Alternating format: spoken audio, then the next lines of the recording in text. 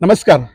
आज वसईतील अडनाळ ह्या ठिकाणी 7C रिसॉर्ट जो प्रकरण वसई महाराष्ट्रभर गाजलेलं आहे, त्या प्रकरणातील जे घरचे संपूर्ण मेंबर हे आज न्यायालयीन कोठडीमध्ये आहेत। त्यांच्यावर लावलेल्या कलमाविषयी बोलण्यासाठी आज आपल्यासोबत शिवसेना उद्धव बाळासाहेब ठाकरे ह्या पक्षाचे नेते आणि मी वसईकर ह्या संघटनेचे अध्यक्ष श्री मिलिंद खानोलकर साहेब आपल्यासोबत आहेत। ते काय सांगत आहेत ते आपण ऐकूया। मेहर कुटुंबियांवर काय अन्याय झालाय आज जागोजागी आपण सांगत आलेलो आहोत, मांडत आलेलो आहोत आणि त्याची चीड, त्याचा उद्वेग जेवढा माझ्यासारख्याला आणि आपल्या सर्वांना आहे तसाच तुम्हा सर्वांना सुद्धा आहे, म्हणून आज आपण इथे आलेलो आहोत। या देशात संविधानाचं राज्य आहे आणि संविधानाच्या राज्यामध्ये लोककल्याणकारी राज्याची संकल्पना आहे। ज्या लोककल्याणकारी राज्यामध्ये या राज्याचं सरकार आणि या राज्याचं प्रशासन यांनी निश्चितपणे जनतेच्या हिताचीच भूमिका बजावली पाहिजे असं अभिप्रेत आहे आणि ते वास्तव सुद्धा आहे। आज 9 ऑगस्ट क्रांती दिन आहे। 1942 साली या देशामध्ये या देशातील नागरिकांवर अत्याचार करणारं जे ब्रिटिशांचं सरकार होतं, त्या सरकारला आपले राष्ट्रपिता महात्मा गांधीजींनी या जनतेच्या वतीनं हा देश सोडून जा म्हणून चले जावची घोषणा केली। मित्र, मला इथे सांगावंसं वाटतं आणि पोलीस यंत्रणेचे प्रमुख असतील तर त्यांना सुद्धा सांगावंसं वाटतं की एखादं आंदोलन झालं की तुम्ही सांगता कायद्याप्रमाणे तुम्हाला नोटीस दिलेली आहे।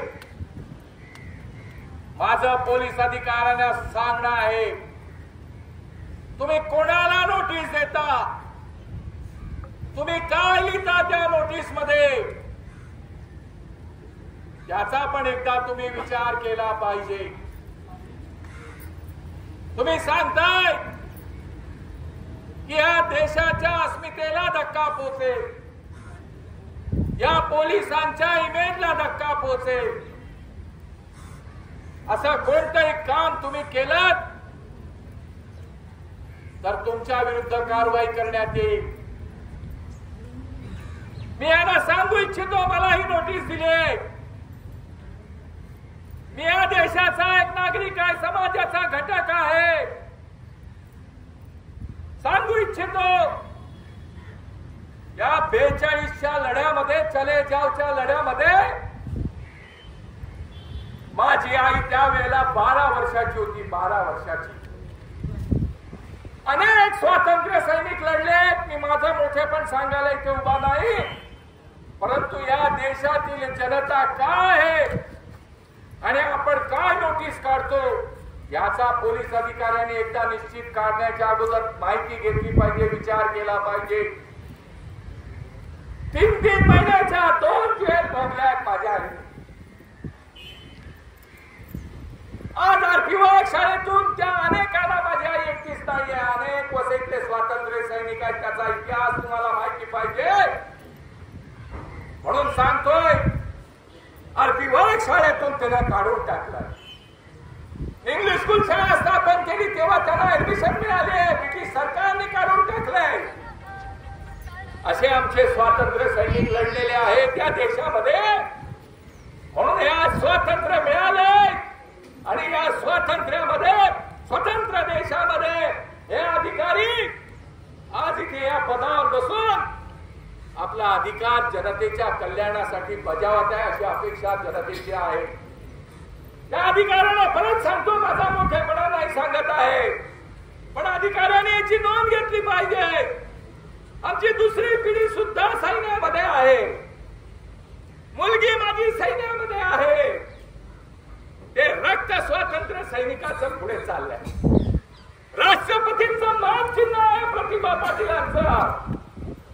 अशा समाज घटकांना ज्याने आम्ही सातत्यानं या समाजाचा विकास, या समाजावर अन्याय होणार नाही त्याच्यासाठी वयाची 50 वर्ष घालवली आहेत, त्यांना तुम्ही नोटीस देताय की तुम्ही हे करू नका, तुम्ही ते करू नका.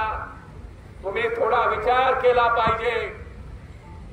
हा मोठेपणा नाही, परंतु या तालुक्याला इतिहास आहे स्वातंत्र्य सैनिकांचा, या तालुक्याला इतिहास आहे स्वातंत्र्य वीरांचा. बाळा सावंत आमचा एक हुतात्मा झालेला आहे, त्याचं हुतात्मा स्मारक आहे. या तालुक्यात येणाऱ्या अधिकाऱ्यांनी पहिले हे समजून घ्यावं की या तालुक्याचा इतिहास आणि या तालुक्यात सामाजिक आणि राजकीय काम करणाऱ्या कोणाची काय आहे, त्याप्रमाणे त्यांनी त्यांचा सन्मान केला पाहिजे. तुम्ही सन्मान करायचं सोडून द्या.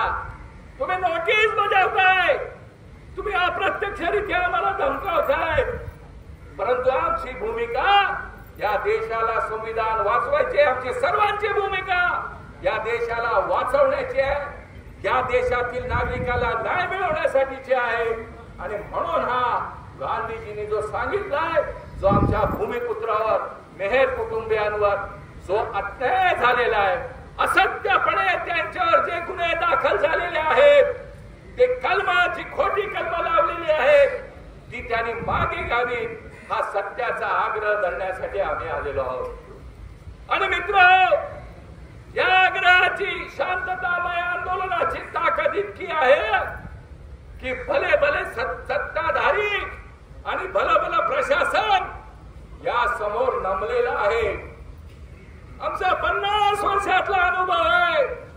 भले भले अधिकारी, पोलीस स्टेशनचे प्रभारी, पोलीस स्टेशनचे PI यांनी जर चुकीचं काम केलं तर अर्ध्या तासामध्ये त्या अधिकाऱ्याला कंट्रोल रूमला पाठवण्याचं काम SP सारख्या चांगल्या अधिकाऱ्याने केलेला अनुभव आम्हाला आहे.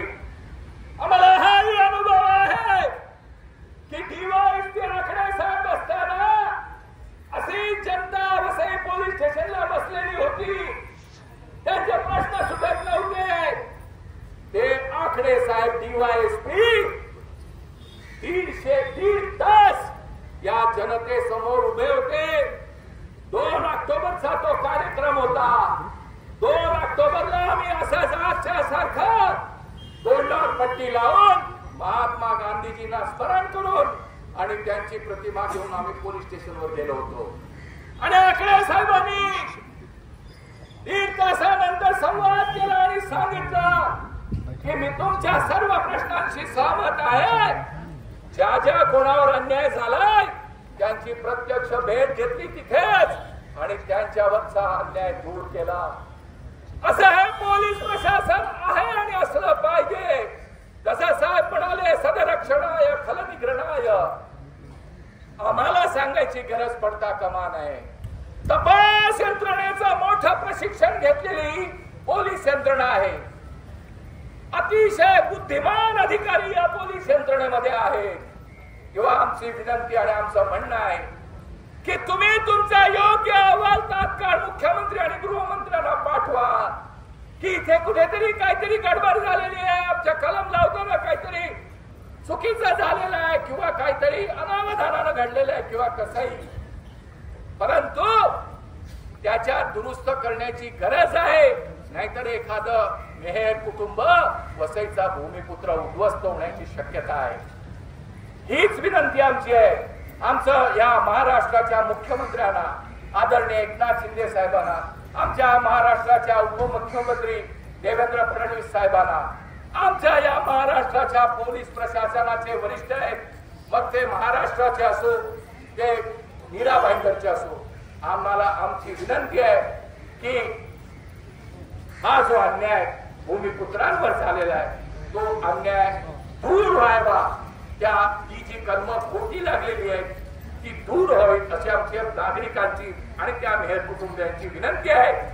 हे सत्य आहे की त्यांनी खून केलेला नाही, त्यांचा कोणताही पूर्व वैमनस्य नव्हतं आणि त्यामुळे खोटं लावलेलं चुकीने लागलं गेलेलं कलम मागे घ्यावं ही आमची विनंती आहे.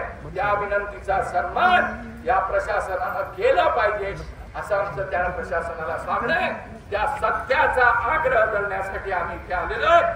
ते सत्याचा आग्रह सत्य पोलिसांनी त्यांच्या कृतीमध्ये आणावं अशी आमची पोलिसांना विनंती आहे. एवढं बोलून मी माझे 2 शब्द संपवतो. जय हिंद, जय महाराष्ट्र.